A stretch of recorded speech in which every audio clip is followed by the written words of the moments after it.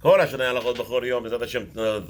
is the 26th of Tishrei, and we're back at the Yeshiva on Wednesday, the fourth day of the week of Parashat Shabbat Bereshit. Bezat Hashem, we'll be learning two mitzvot today, mitzvah number 43, where there is an obligation actually to marry a maidservant that you have acquired from her father.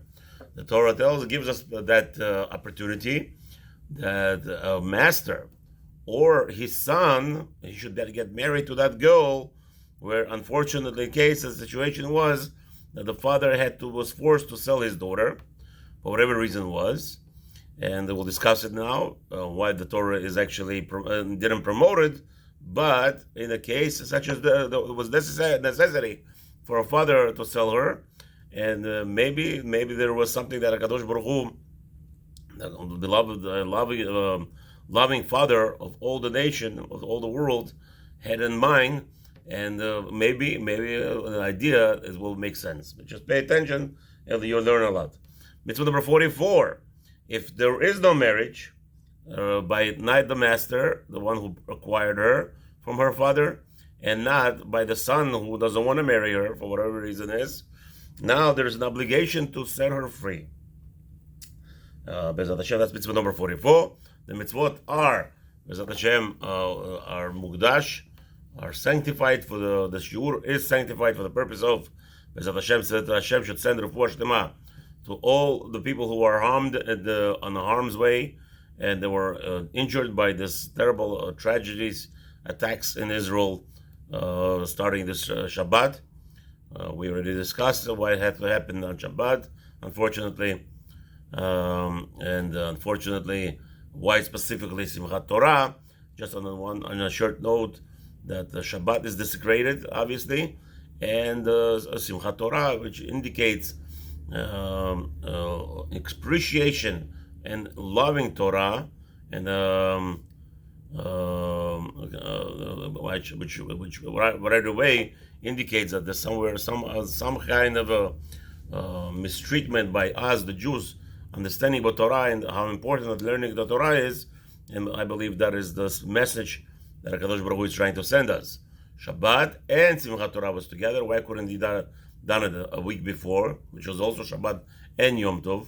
Why Hashem had to wait till specifically this Shabbat to allow this decree to happen, and especially the rejoicing of the Torah, for people to understand. Maybe people are taking an opportunity, as I said yesterday, maybe to get drunk on Simchat Torah, who have zero understanding what really Simchat Torah is all about, where in reality, the celebration is to be celebrated, the fact that we have Torah, that we could discuss the mitzvot, that HaKadosh Baruch Hu gave us commandments, that we have to delve into, and to analyze it, and to realize what the whole control of the world via us, the Jews, that we have.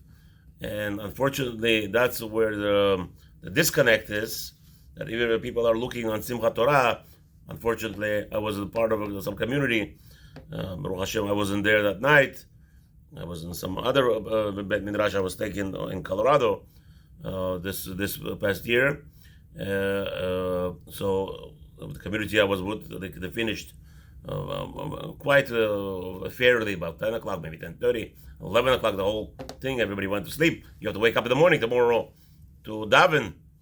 Another shul where we were davening earlier. Unfortunately, these people are out of this world. In the morning I got a report. They were there till 3 o'clock, 2:30, 3 o'clock in the morning. Doing what exactly on Saturday night? What kind of celebration of Torah is this? This is not people that learn Torah whole day and dancing Simchat Torah 5 hours. My understanding was they were finished already by 12 o'clock after dancing, but apparently there was food and drinking after that. And Hashem Erachem, this is what I believe the problem is, that we think that Simchat Torah is designed for getting drunk and a frivolous rejoicement. If you're an individual that learns Torah full time, even in that case, in Lakewood, I remember in many places in Brooklyn, people who learn Torah, so 7-8 hours a day, they celebrate it. They could be eating half hour, 45 minutes after the davening, and they come to shul and they dance for 3-4 hours. Again, you have to remember tomorrow you have to wake up and there's Yom Tov, there's morning obligations. Now that Chas v'Shalom people get a hangover, this what kind of Chas v'Shalom for sure. Simchat Torah was not meant to get drunk and just make barbecues the whole day. With that said, Hashem should send refuah shlema, all the pitzuim, all the injured. Hashem should immediately send a malach, an angel, and crown all those who are captive by this imach shemam rashaim, and all the captives should be afraid of them and run away, abandon them and run away from them immediately, so that they could go home healthy, and B'ezrat Hashem everything should work out. And B'ezrat Hashem refuah shlema ליוסף חיים במפרט, חיה בת לאה, וגם יעקב ישראל דניאל בן אנג'לה, רפואה שלמה לכל חולי עמו ישראל במהרה. Mitzvah number 43. לייעד אמה העברייה, there's an obligation to marry to a maidservant that a person acquired from her father. כלומר, to teach you. What does that mean? שאותו ישראל שקנה אמה העברייה שיסיינה לו לאישה, או יתננה לבנו לאישה. We have like this. We have a rule. The rule is, right? We say, not kitikne, sorry. The ish makne. A man acquires his wife. Now, we are, as Jews, there are requirements. What are you acquiring? You're not buying a wife. Chas v'shalom. You're not buying a wife over here to be a servant or such, where there is many mixed understandings. What the Hashem is commanding, God commanded us by Arabs, by Christians, by Jews. There is no misunderstanding. We have to know that we are acquiring this permission. As we know, Torah says, Chas v'shalom, God forbid a man commits prostitution with a woman. A woman is not there for you to have your intimate relations with her and send her away or just abuse that right. Where Hashem specifically said, when God decreed on this week we're going to be reading Bereshit, let's make a man in our image. What was that meant? That meant Hashem wanted a human being to have partnership with Hashem, creating other humans. And that's what we do. That's what intimate relationship between man and woman is. So what are we doing? What we're doing when we are making the marriage between the man and the woman, what is he acquiring? He's acquiring that right, because the Torah tells us, if you don't engage a woman with certain aspects, meaning you sanctify her for yourself, meaning the use of intimate relations must be sanctified, and if it's not, it's prostitution. And for that, a person gets lashed, 39 lashes in the Beit Din. The courts will beat him up for that. It's a prohibition of the Torah. So what we do, now we go to a woman and we tell her, Harei at mekudeshet li, now you are engaged and betrothed to me, which means is your intimate relations, there's no man ever allowed to touch you except for me. That's what a woman, and she agrees, and she says, yes, I will agree to be that tool for you, for in this world, for you to help you in studying Torah and help you in observing the Torah mitzvahs, and I will help you to bring children to this world to fulfill God's commands. And that is the purpose of marriage in the Torah, and intimate relations. It's not intimate relations just to release your, obviously we know that there are medical reasons for having intimate relations, but that's not the main purpose. The woman is not a garbage can. It has to be done, l'shem yeshut, for the purpose of marriage and for the purpose of bringing up a family. It's not something that we just go around and, what's his name? And, chas v'shalom, use a woman, God forbid, like a garbage trash, just to release your sperm into her, so you didn't, you could say to God, I didn't waste it in the street. But if she's even protecting herself not to get pregnant, God forbid, only sick women are allowed in our religion. A sick woman that mamish is in danger, or even after birth, it depends on a woman. If she's healthy enough to have the next baby, it's prohibited to put a protection.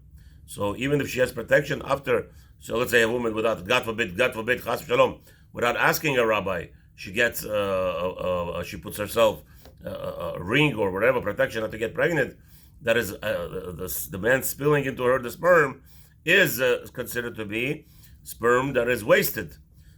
God forbid, the person will be punished for it. So anybody who wants to be protected from getting pregnant, they have to have a good medical, even after medical reason, it's still not enough. A competent rabbi, Orthodox competent rabbi, Haredi, not some modern or reform or conservative rabbi, has to be consulted, and permission that will be granted, that will be granted. But that's the purpose of marriage. The marriage is, the man is saying that this woman, or the woman is agreeing to become that utensil that HaKadosh Baruch Hu is going to help, is going to be used for this purpose of marriage. As we know, the whole sole purpose of a woman was created to help her men to achieve the ultimate goal of Torah. It says, "Lo tov la'adam liyot levado." Lo tov, and tov ela Torah. When it says it's not good, what is good? According to our sages, the word good in the Torah really means the name of another name of Torah. It's tov. So a man will not have Torah unless he's married.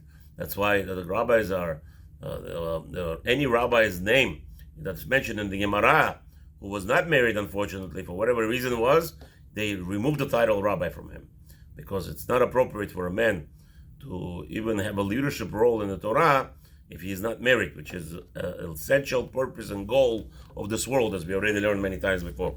Look at the Shiru and the Mitzvah number 1. So here you have a concept where a maidservant, a man, unfortunately went down. So we just learned right now. He went down monetarily, for whatever reason. Maybe we'll give in the end of if we have time to really mention what's the purpose of this, of how did it happen and why Hashem did it. We'll see. It says like this in the Torah, in Shmot chapter 21 pasuk ched, Im ra'a be'enei adonea, if the master did not like what he received, or she is not religious enough for him, whatever reason is, lo yada asher lo yada vehevda. Okay, so he did not marry her, and in the end he has to set her free. That's mitzvah number 44. Ve'amru zichronam lebracha, our sages told us, kan remez lecha shemitzvah b'yihud. Here the Torah is telling us that there's a commandment. Hashem is hinting to us that a man must make her his wife. And our sages told us in Mechilta, okay, mitzvah yihud kodem lemitzvah p'diyah. The mitzvah number 43, to marry her, comes before the mitzvah number 44, setting her free. That from the way that the pasuk was written, what's going on here? Why is that so? Hashem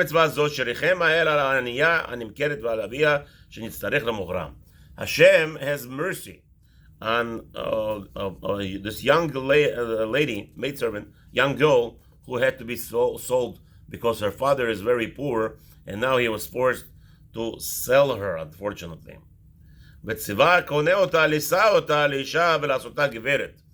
therefore HaKadosh Baruch Hu, that the person who acquired her obviously has funds, and he has enough to sustain himself and his family, and plus now he's buying helpers around the house for the next 6 years.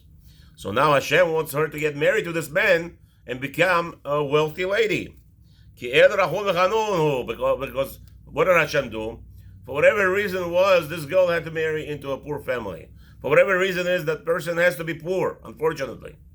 Whatever it is, we don't know Hashem's cheshbonot. We know there's many midrashim.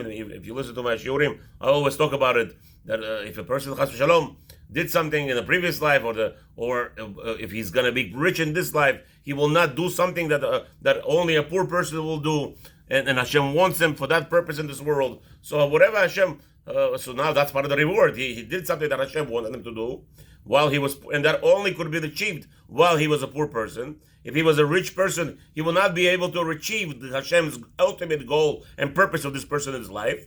So HaKadosh Baruch Hu now says, he fulfilled my commandment. He fulfilled my desire for the purpose why I gave him birth at all to this man. Now what Hashem is doing, he's giving him a daughter, and that daughter is gonna get married, get sold into the wealthy family, and that daughter is gonna be blessed, because the man accepted. Remember, every one of us in Shemaim, we get asked, do you want to get married to which family, and what are going to be your goals? and we all see the future, and then we say yes. So Hashem is rewarding us, sort of speaking. This person by you got to say, so why don't Hashem make him rich? You're right, but maybe his goal is still not complete. Maybe his goal of if he's poor person, he will do what Hashem wants in a certain way. But if he's a rich man, he will not do Hashem's desired path. So Hashem doesn't want to make him rich, but his daughter could get married and will become rich through this way. And another problem, people have to notice, I said it many times, no rich people don't get married to poor people. This is what you think. People like to get married to whoever they're, in their own financial status. So what is Hashem doing? Hashem says, okay, another issue that I learned before and I taught before, that if what's the best marriage? The best marriage would be ideally between brother and sister. That would be the most ideal marriage because they know each other, they group for each other, they know each other's ways. So this girl, this maidservant, will have that same aspect. She's born at 4 years old, or 5 years old, or 6 years old, or 7 years old now. For the next 4, 5 years, 6 years, she's groomed to be part of the family. That is the best shidduch now. She's like a sister to this boy, and now she gets married to him.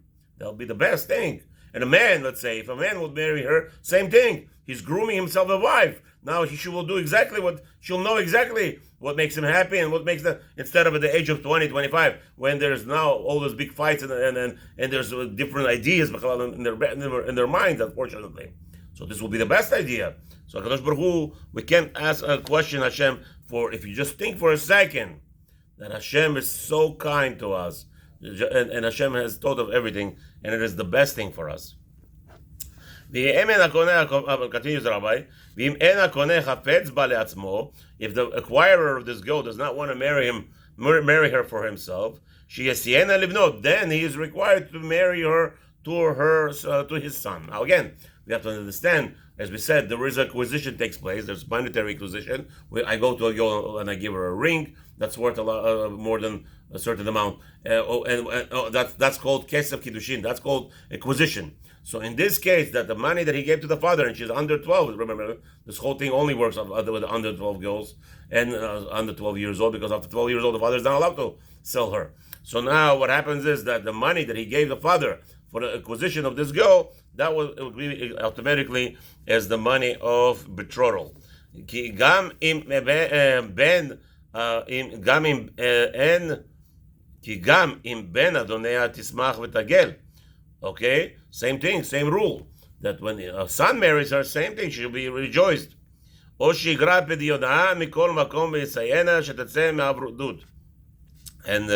over here, same thing.